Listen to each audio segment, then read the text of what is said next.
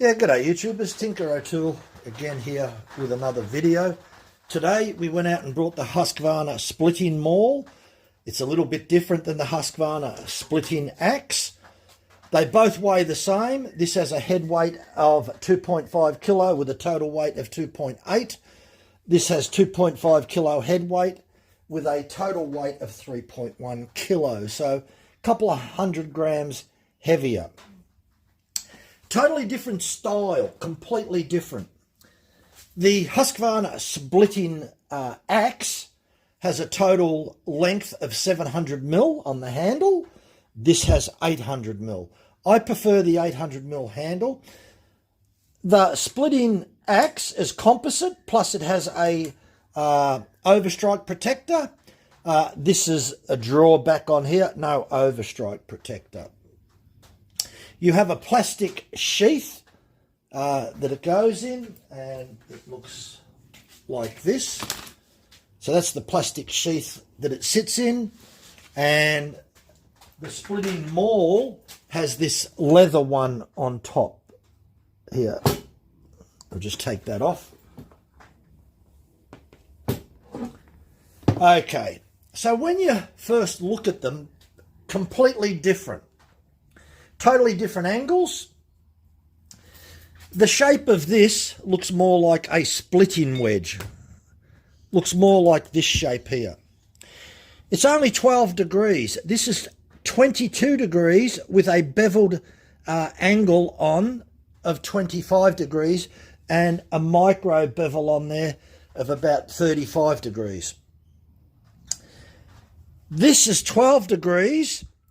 Transitions down with a nice beautiful, it's blended in there. It doesn't have a speed hump on them. A lot of them have a speed hump. There's a little bit of a speed bump on the Husqvarna where it doesn't really transition. So this transitions, or should be able to see it if we just bring it over here.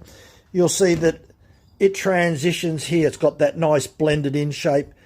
And then we have another bevel on here about 3mm, and then I've got another micro bevel on top. So you've got your main 12 degrees, you've got a 30 degree here, and on this one here is about 40 degrees and a micro bevel of about 50 degrees, I think it is. So as you can see, a very, very thin wedge. Looks like a splitting wedge. And you'll look at the height, 230 mils from there to there. Also, this width here is only about 63 millimeters, and this is about 110 millimeters in width.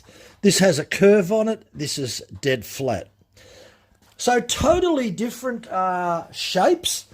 This has a sledgehammer on it. This has a little bit of a hammerhead on it. Really not designed to whack in wedges, where this is designed to whack in splitting wedges like this. So typically, if you say, what's this got going for it? It's got 2.5 kilos, so it's certainly a middleweight. It's got an 800mm handle, which is much better than a 700mm handle, in my opinion. A lot of people complain about this, saying that it should be slightly longer. I agree with that. I've used this many, many times and wish that it had a 800mm handle on it. The only difference with this, it has a hickory handle, it's linseeded, and it lacking a overstrike protector. I have made a overstrike protector out of 1.5mm stainless steel, so I'm going to fit that on there like that. That will be my overstrike protector. Have seen a few videos, done me research where people constantly miss and damage all this part here and have to get a new handle. By fitting this fairly thick overstrike protector on here, this will really protect the handle. Should have really come out with an overstrike protector. So this is a brilliant, the geometry of it is something that I've been looking for a long time. One of the problems that you have trying to put wedges in there, that if the angle is too wide here, it won't go in, and if it's too wide at the end. So 12 degrees is actually really good. That's 12 degrees also. and this is 12 degrees. Now, the other thing is it gets out to a little bit thicker. The angle changes up in the high teens from here to here, so it's got a different angle. And as I said before, you can see this angle here is 30 degrees, and then on here it's about 40 degrees, and I've put a micro bevel. You probably can't see it. I only ran the file over there at about a 50-degree angle just to make it really sharp and keep a nice, beautiful edge. I don't mind using a 50-degree angle if it's a micro bevel, meaning it's probably only about 0.2, 0.3 of a millimetre maximum. It's probably more like 0.2. So it's not razor sharp, but it's reasonably sharp, and it certainly will work much better if it is sharper. It'll get into the timber a lot better. It may not make no difference on pine because it's very soft, but certainly if it's sharp in Australian hardwood, and that's what it's going to be used for, and we'll give it a test. And first we'll fit the overstrike protector on there, and then we'll give it a test. Now, the only other thing that I'll say about the Husqvarna, when you look at the wedge on here, very, very similar to the Fiskars. So you've got 22 degrees on here, and you've got 25 degrees on the bevel, and there's a bit of a micro bevel on there. You can see that micro bevel on there. It's not a bad idea to have a little bit of a micro bevel. Micro bevels could be less than, 0.1 of a millimetre up to a half a millimetre. So micro bevels are really good.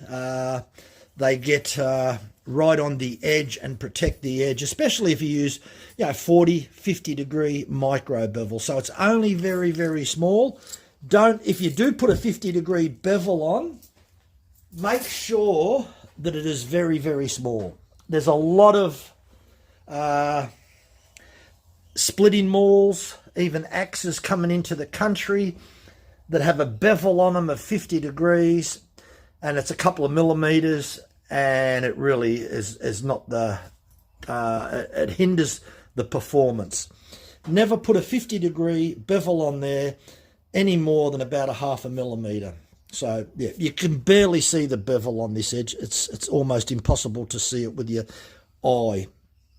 I only got the file, and I ran the file over it 2 or 3 times on that 50-degree angle, included angle, and I used the diamond stone to hone it in, and use the leather strop, and it is very sharp. So much so that I even cut myself again, a little nick in the finger there. Yeah, be very careful. That's why they come with these leather, comes with a leather sheath to protect yourself from getting cut, and same as this one, it's razor sharp. You can get them razor sharp using a file, and the file that I use is a raker gauge type file, and they will really put a razor sharp edge on because they're very, very fine. So yes, use a fine file, and you'll find out that you get an extremely sharp edge. And then you can use a diamond stone or an oil stone or a water honing stone, and a leather strop. Use a leather strop like that to run over the edge, and it'll get rid of any slight burrs on it. So this costs about $165 in Australia. This one's around about $175 in Australia. They're totally different. Most people seem to prefer this one. It's the sort of shape that I've been after for quite a while. Also, even though it's got the Husqvarna logo on it, this is identical to the Halterfors, which is another brand out in Europe, and I'm pretty sure that they manufacture this for Husqvarna.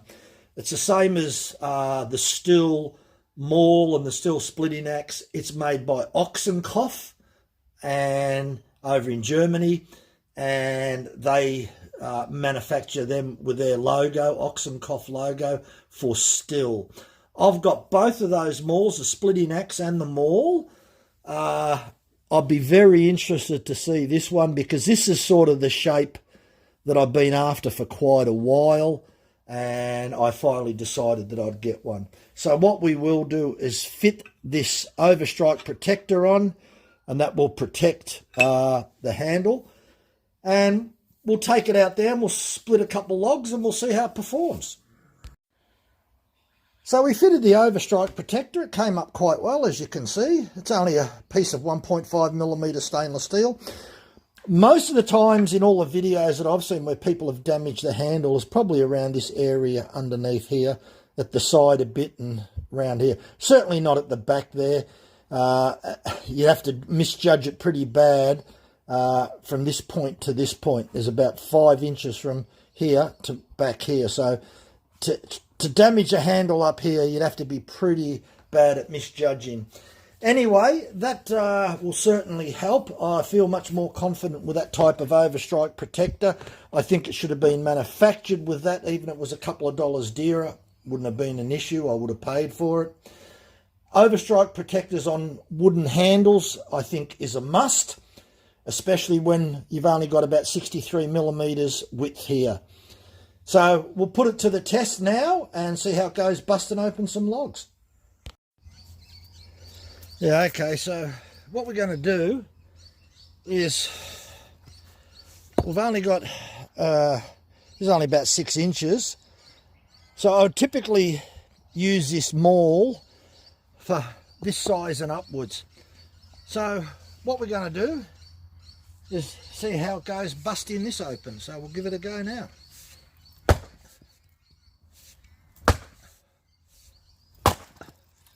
Now this is really hard seasoned timber, so it actually worked quite well. It felt like it was going to bounce a bit, but it didn't bounce too much. This is really hard. This is grey box.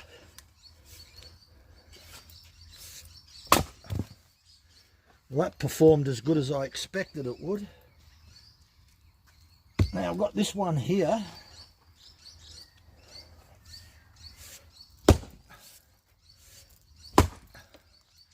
Actually, it does feel good. It's got a good feel about it, that's for sure.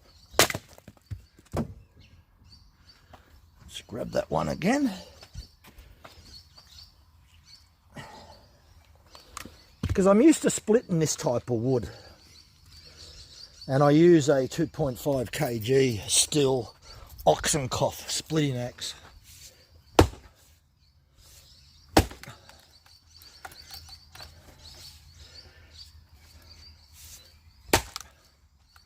You can see why you need that overstrike protector. Just touched it then, I noticed. You just see where the wood touched here. Oh yeah. Definitely need that overstrike protector. I'll try this piece. I'd probably use this up to about 1 foot. And that just went through that like it was nothing. Got another piece here.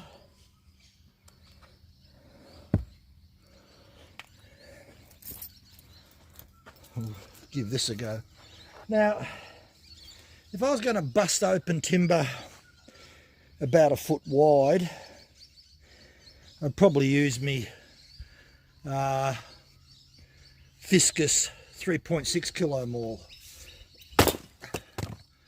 That worked well.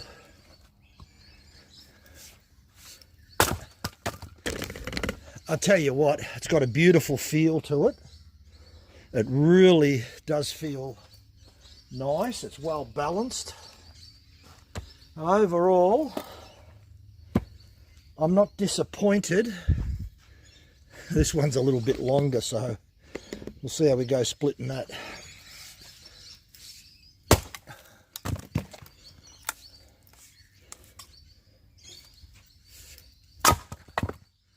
Look, I'm really happy with this. Certainly going to be good in my collection. I'll be seeing myself using this a few times. So overall, the Husqvarna splitting maul, 2.5 kg, refitted with a overstrike protector that I made. First impressions, thumbs up. Thumbs up as a medium type splitter.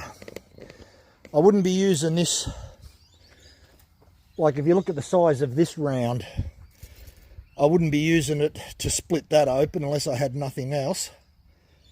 I would call this a medium splitter of 2.5 kg head weight. If I was going to split this round up, I'd be using 3.5 kg, like the ISO core maul from Fiscus, total weight of 5 kg. That's what I'd use on this. So this would be for about 6 inches up to about 1 foot. Works perfect as far as I'm concerned, and it's stuck in the timber a little bit, but yeah, it wasn't hard to pull out. So, and this is really hard timber.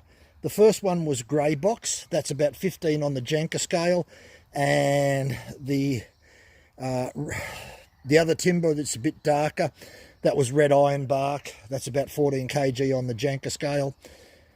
This typically has that wedge shape, which I'm really happy with, and I think that that penetrates the timber much better than a lot of the other splitting mauls and axes out there that have much bigger angles, because this is only 12 degrees.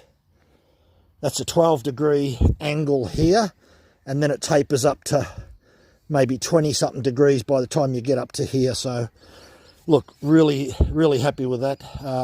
Yeah, do yourself a favour if you're looking for a medium size splitting maul. The only thing I'd say, if you can't get a bit of metal to fit it or shape it, at least put a bit of leather around there or some rubber or something to try and protect the handle. Thanks for watching. Bye for now.